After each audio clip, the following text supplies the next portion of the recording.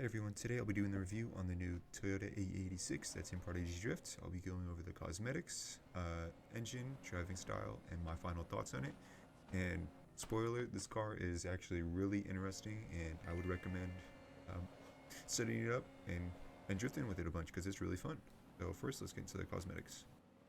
Unfortunately, this is one of the cars in the update that doesn't actually have that many modifications. The only thing that it really has is the fog lights at the front, which I do have equipped. Other than that, there's nothing really special outside of the spoiler and exhaust. It says roof. There is nothing to modify on the roof. And in terms of performance, this car is naturally aspirated stock, so when you add a twin turbo, it's a lot of horsepower. Comes out to 789 horsepower in a car that weighs 2,100 pounds. And I'm still not sure. Let me check. Yep, weight reduction still doesn't work. So this car will weigh even less and have that much horsepower. So let me just say it is a handful to drive. And in terms of the suspension setup that I'm using to try and contain this car pretty much, the front height is 0.63, the rear height is 0.63. Front camber negative 0.5, rear camber is negative 1.5, and the front offset 0.18, rear offset 0.24. That's pretty much it for the modifications and for this car, so let's get to the driving style. Alrighty, now in terms of driving style, this car is pretty unique, I must say. It's like you took the craziness of an RX-7, the FD RX-7, and just multiplied it by 10 pretty much. If you're using this car with the stock suspension setup, you're going to have a really bad time, and even with a good setup, it's still decently hard to control. I'd say for new players, you can drift this pretty easily, but you won't do well in it. You'll have to kind of know what you're doing to get angle well and not just snap like this a bunch.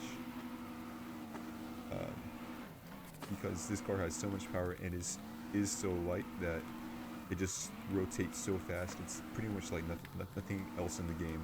It's unique in that aspect. And I'm happy about that. I'm glad that there is a car in the update that is unique and there's something kind of new in the game in terms of driving style. So I'm really happy about that.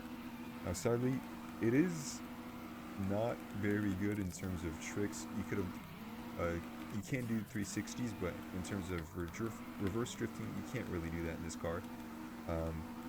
Try and show you some reverse drifting in just a second, but it kind of just regains traction, which is weird because this car loses traction so easily. So if I come around here, I could kind of hold it, but it's really slow, and then it gains traction again, and it's just kind of a mess. But you can do 360s in this car fairly easily. I'll try and show you here.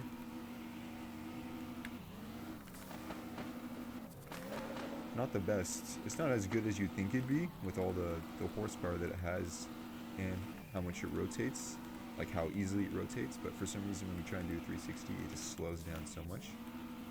But yeah, I'll say once you add a couple power modifications to this car and maybe just use less power, this car will be fantastic. I'd say this car is probably at its peak in terms of drifting and doing lines with less horsepower, but in terms of just having fun and trying to contain this thing using the car with the max amount of horsepower in the stock engine, which is 789, is just a handful, but it's also just a lot of fun. I can't imagine LS swapping this thing because it doesn't need any more power than it already has. Pretty much, it'll just be crazy. Now, I am a little disappointed that this car doesn't have any modifications, like at least like an initial D, like decal that you could put on the door. I'm not even that big of a fan of initial D, but I mean, come on, it's iconic for this car, and I have my car set up for that. So hopefully they add some modifications, at least that on Christmas when they update it again. But for now, pretty much no modifications for this car, sadly. Now, once you have a good setup on this car and you start, getting lines down, figuring out how to drive it, And in order to drive this thing well, like I said, it's a unique driving style. You kind of have to just throw it into corners and use a lot of handbrake. Like, you saw how much handbrake I just used in that corner. Like, I just threw it in the corner and just handbraked until I was on the line, and then I just held the line easily. Like it showed on this corner too. Just turn, handbrake. I need even more handbrake there. And on this first corner, you're just holding the handbrake for a long time. Just how long I have to hold it. And if you don't use enough handbrake, it'll just overturn and snap. I'll try to show you an example of that. Like on this, if I turn, it snaps a little bit, and it just continues on. This long corner is a really good example. If I don't use any handbrake on this, boom, overturns. So you have to use a lot of handbrake to adjust. And I'll use a bunch of handbrake on this one. So a little bit smoother. Like I said, this car is hard to drive smoothly, especially with this much power. It's pretty difficult, but it's a fun challenge, I must say. And in terms of gearing for this car, pretty much anything above second works. It's kind of crazy because there is so much power and it is so light. I could just use fifth the whole lap. I'll try and use fifth for as long as possible I can on this lap. On this long turn, easy fifth. Going through here, fifth is easy. Through here. Normally, like, if you try and do this in a car, in like another car, you can't do this. Just hold fifth the whole time. It's crazy. If I try and do this corner with fifth gear normally, that would not work. Especially with how tight I took that corner. So yeah, I mean, I prefer 3 or 4 in this car, mostly. But like I said, 3 through 5th are probably the most optimal gears. You can use second too. Pretty much all gears except first work, so yeah.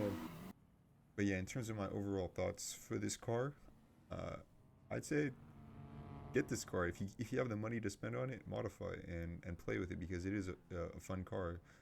Maybe if you just want to work on your lines, it'll be good with less horsepower. But if you just want to have fun and try and control this thing, just max it out and see if you can handle it pretty much.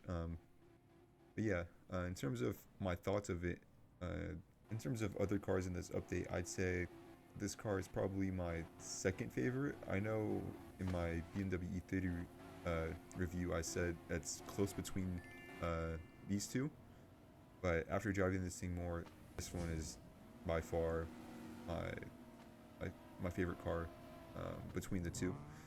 The only thing stopping this from being my favorite car in the update is lack of cosmetics, pretty much. There is no cosmetic modifications except for the bumper, pretty much. But they add more modifications in the Christmas update, then this car might be my favorite. But yeah, that's pretty much it for my thoughts on this car. I'll see you guys with some footage of me drifting with it.